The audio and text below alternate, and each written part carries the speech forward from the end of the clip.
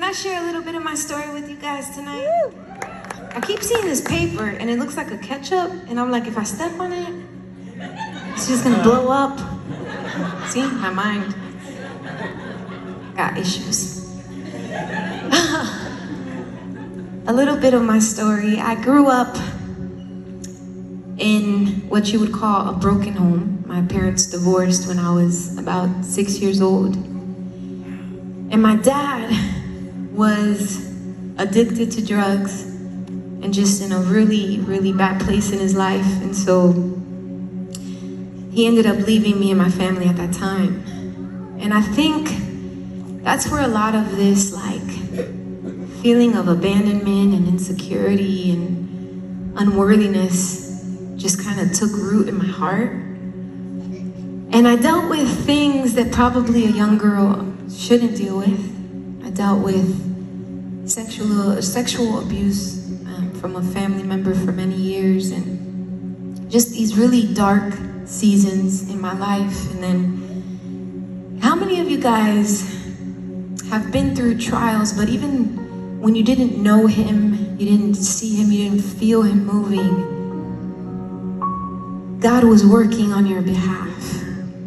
He was doing something on your behalf, and that's what he was doing in my life. I didn't understand it, I didn't know him, I didn't feel it. But I look back now and I see that his hand was guiding me through the whole time. And the craziest part about my story, you know, bits and pieces from the night, but my dad was actually the first person in my family who gave his life to the Lord.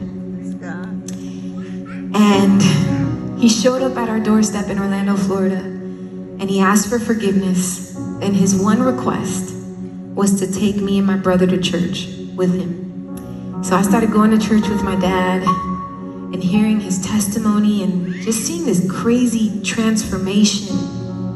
And I ended up giving my life to Christ through my father. He was there with me, it's mind-blowing to me, because I'm like, not only did God restore my life, but he restored this relationship with my earthly father that I longed for so much. And even though it was such a highlight in my life, I've come to understand very clearly that though you give your life to Jesus doesn't mean that things get easier, right? You get wisdom, you get a comforter, you get a father who's there, but it's not always easy.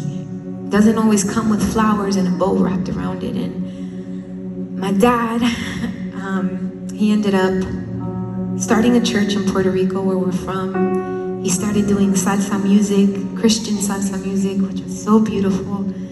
And then he went to the hospital because he was feeling pain in his side. We thought he had kidney stones or something was happening. And within 2 weeks, he passed away. He had cancer. We had no idea.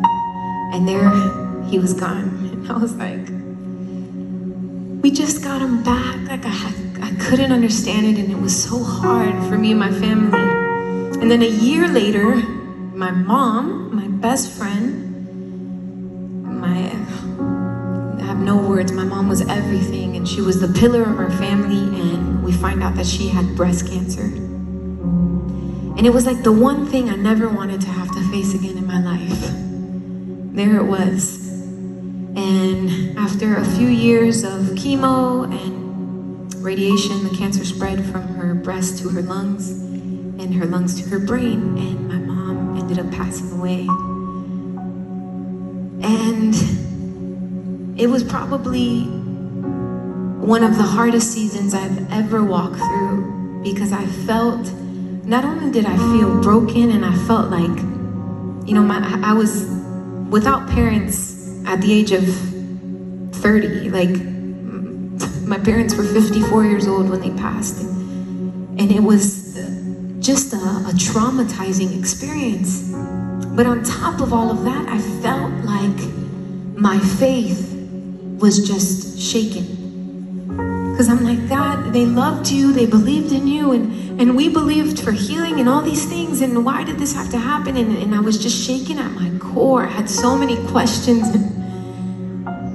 And I think it was through that experience that I realized I no longer wanted to base my core love for God on religion, on checking off a list and saying, you know, I went to church on Sunday and I prayed God for 30 minutes and I did the things, you know, in this box that I felt was right, but inside I was dying.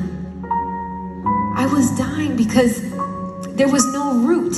You understand what I'm saying? It was through this pain and through this hardship that I realized that I needed God more than I ever had.